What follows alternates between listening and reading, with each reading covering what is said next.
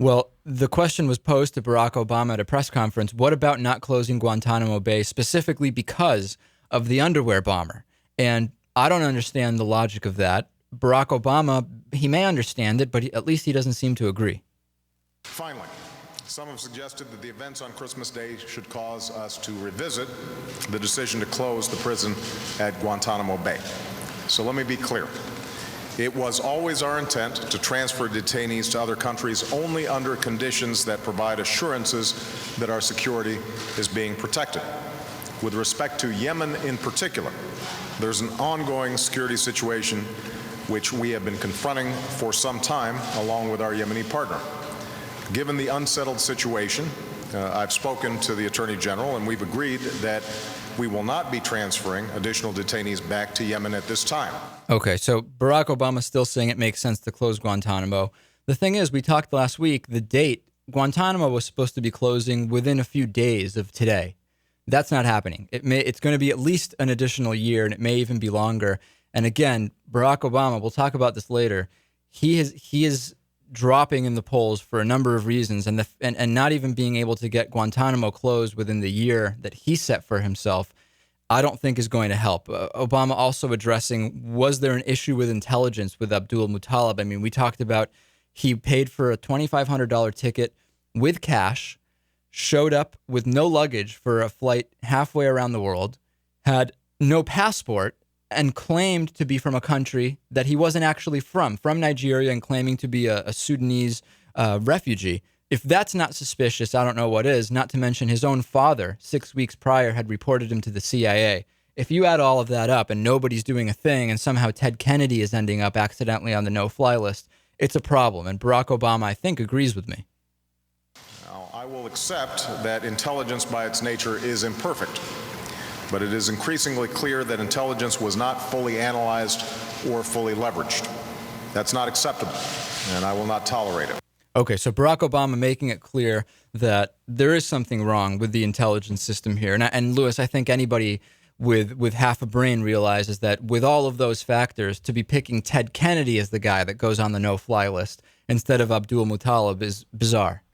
Right, and I don't think this is an isolated situation. I'm sure there's people on watch lists, boarding planes and entering our airspace all the time. How big can that list be? It must be huge. And we know that there's many people on that list in error as well. Mm-hmm.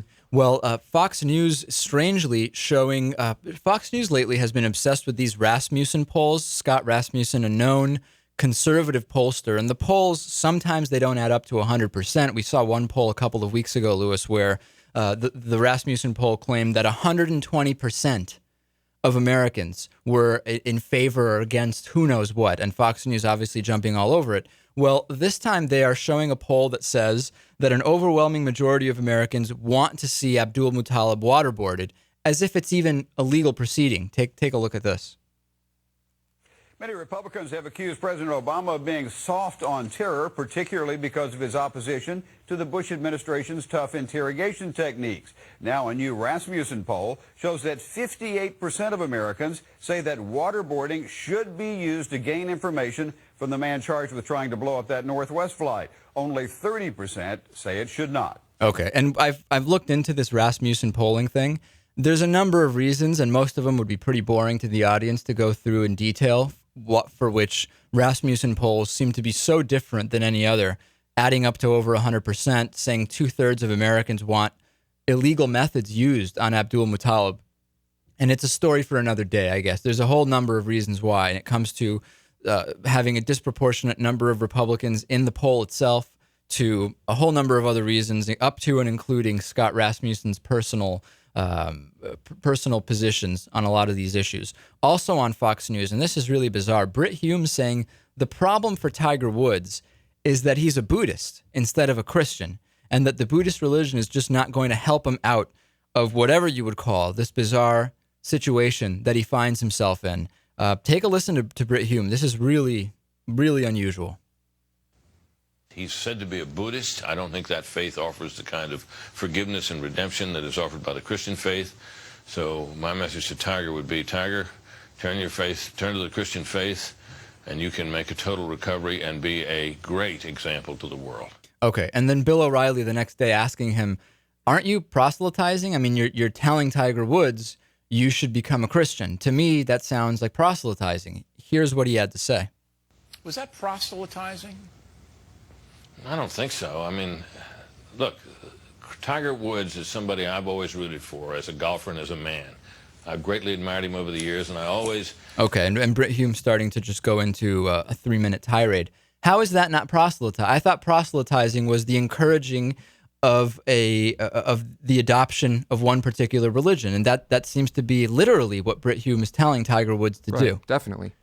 Is there any way, Lewis, that you can think of that what we just heard is not proselytizing? 100% proselytizing. I can't think of any way. And that's the number one, that's like the number one, I don't know, thing they give you when they're proselytizing. They say, look, Jesus will forgive you. Right, You as know? opposed to... You can make a full recovery. He'll forgive you. Right. You just need to become a Christian. Which is where the entire born-again things come. Is there a limit to the number of times you can be born again?